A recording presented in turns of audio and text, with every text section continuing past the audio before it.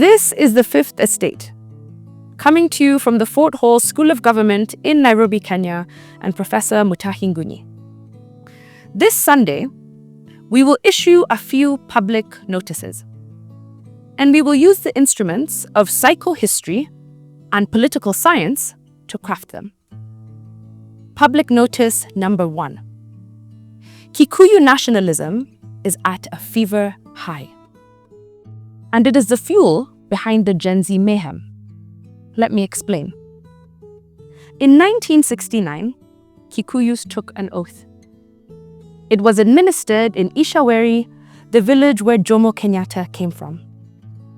And the oath was taken in a dark room while stark naked. The contents of this oath included a sip of goat blood and a bite of raw intestines. And with that recipe, taken while naked, in a dark room, the oath was binding to both the fathers and the generations to come. It was not to be broken for generations. In taking this oath, the Kikuyus vowed that the presidential motorcade shall never leave Mount Kenya. They vowed to ensure, in the name of Thy, a god they worship, that the presidency will never leave the house of Mumbi. Dear Ruto, if Kikuyus have become a political nuisance to the nation, this is the original sin. The oath they took in 1969 while naked has now possessed their Gen Z children.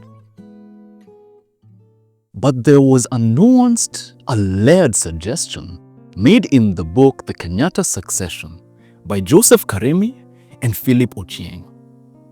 In the 1969 oath, done in a dark room while naked, the Kikuyus vowed never to support a leader who is not circumcised. It is in our historical records of dark rituals. You can check it out. And because this dark oath is binding from generation to generation, it explains a number of things. Have you ever wondered why Kikuyus abandoned Uhuru Kenyatta, a man they loved like a nonsense? They abandoned him the day he embraced Raila Odinga, and the two started calling each other my brother.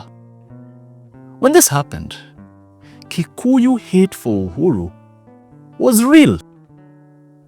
And then, Raila abandoned Uhuru after the last election. And Kikuyu love for Uhuru came back like a storm. What about Ruto? When Ruto was fighting Raila in 2022, the Kikuyus were possessed by the 1969 oath. They abandoned their own son Uhuru Kenyatta and rallied to the last man against Raila in support of Ruto. But this did not last.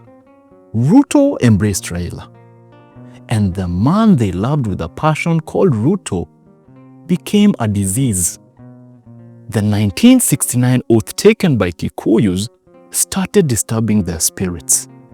The oath kicked in. That is how they abandoned Ruto. If Kikuyus took the 1969 oath and vowed never to let the presidency leave Mount Kenya, how did Moi become president in 1978? It was not easy. In 1977, Kikuyus ran the Change the Constitution movement, CCM, meant to stop Moi from getting to power.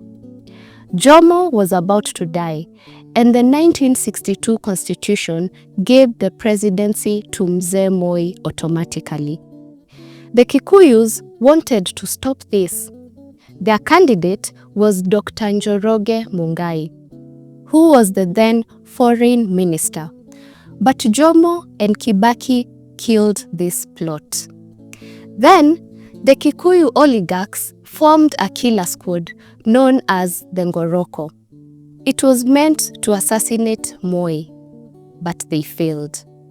And that is how the 1969 oath was buried and Moi became president. But the spirit of the oath did not die. the Kikuyus became a national nuisance, a pain in the Moi's ass for 24 years. If Moi became a dictator, it was because of the Kikuyu pain in his ass. Here is our public notice number 2. Kenya is not a colony of Kikuyus. Jomo was in power for 15 years, a Kikuyu. Moi was in power for 24 years, but all his substantive vice presidents were Kikuyu. Then there was Kibaki and Uhuru.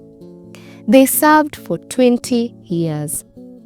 Kikuyus have been president or vice president for 62 years. Is this right? The spirit of the Kikuyu 1969 oath is still alive and well. The ritual of sipping blood and taking a bite of raw intestines as an oath by Kikuyu forefathers is still at work. And the spirit of this ritual has possessed their grandchildren, the GenZ. Public notice number 3. The GenZ rebellion is a Kikuyu rebellion, and it is powered by the 1969 oath.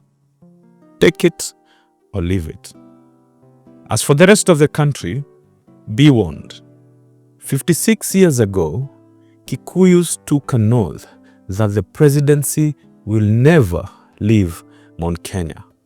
And if it does, they will take it back by any means necessary. Did you know that the 1982 military coup against Moi was organized as a counter-coup? That it was done to stop a coup that Kikuyu soldiers and politicians had planned against Moi? Read your history. And did you know that the head of Kenya Air Force during the 1982 coup was a Kikuyu, and that he was later court-martialed? Dear President Ruto, this GenZ movement is a civilian coup in the making. If similar protests happen on the 25th of June 2026 and the 25th of June 2027, 2 months to the 2027 election, country will burn. If GenZ is a Kikuyu rebellion, you must stop it now. And Babaman knows how.